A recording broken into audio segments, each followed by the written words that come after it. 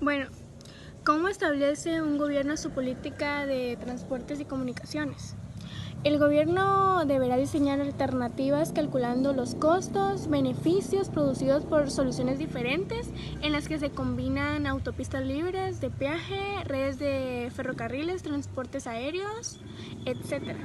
La implantación de las políticas. ¿Qué ocurre una vez que ha sido implantada una política pública y es traducido en una norma de normas legales?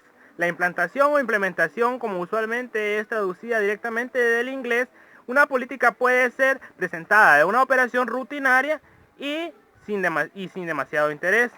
Los administradores tienden a ser instrumentos obedientes, los cuales eh, aplican directamente o dócilmente las decisiones adoptadas por las instituciones políticas, leyes, normas dictadas por el Ejecutivo, o sea, por el presidente. Es decir, que todas las entidades del Estado tienden a tomar parte de obedecer todas las reglas y órdenes que dé el presidente. Es decir, tomemos el caso del coronavirus. Todos están aplicando distintos medios de higiene en las empresas antes de entrar en ellas, como el uso de mascarillas.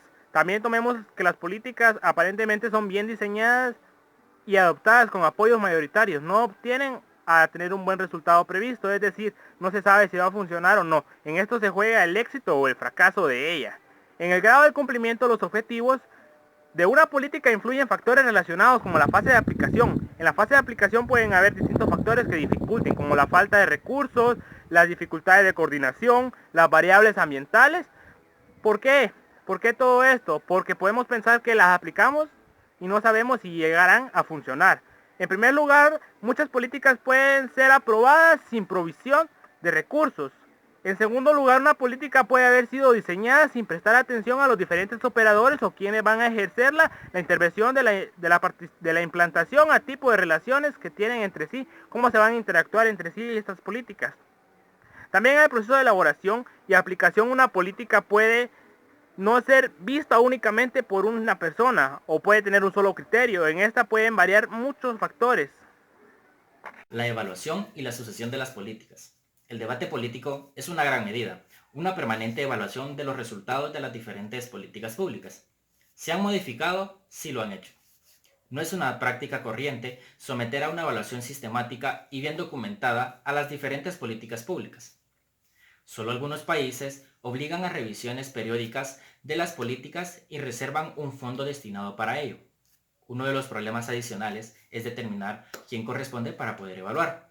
Cuando se confía a las propias administraciones encargadas de desarrollar aquella política, no será extraño que su juicio sea un benévolo y encuentren argumentos para poder excusar las insuficiencias. Por esta razón, se tiende a confiar la evaluación a instancias más independientes, órganos públicos de supervisión, como puede ser un tribunal de cuentas reforzados, centros de investigación académicos o sectores privados especializados.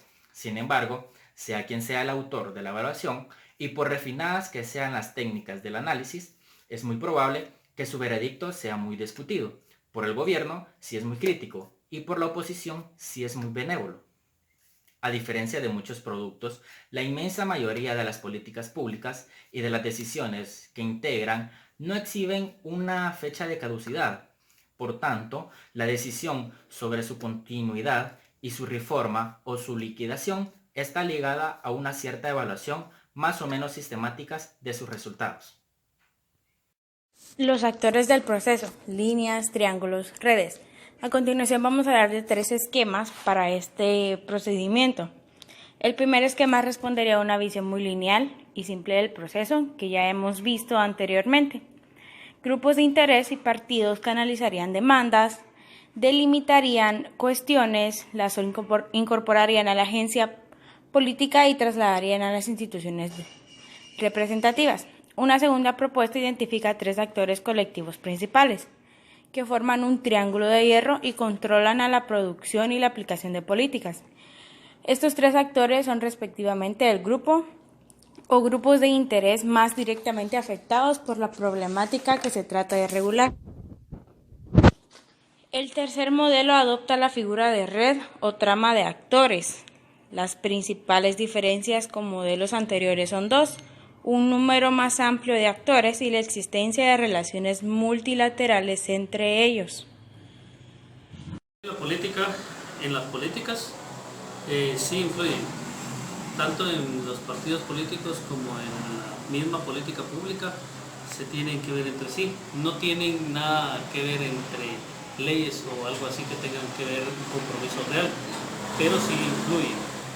Por eso mismo es que las políticas adoptan ciertos estilos o políticas de estilos que le llaman, porque de parte de un partido, cuando un partido político logra asociarse con el poder, de ahí salen las políticas públicas para el partido, para el poder.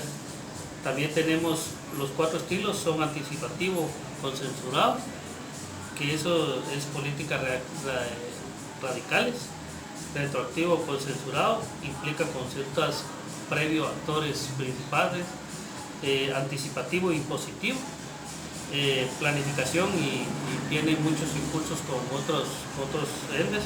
El reactivo, impositivo, son políticas económicas adoptadas durante los gobiernos para una crisis. O sea, en este caso, digamos, en el reactivo impositivo es el que nosotros tenemos o el que nos está afectando a nosotros, porque tiene que ver mucho sobre las políticas que las tomamos de repente. A todo esto también tenemos los actores, que son la sociedad civil y la sociedad en sí. Entonces, todos los partidos políticos tienen que ver con la política pública, sí, pero no está escrito en ley, pero sí impositivamente. Gracias.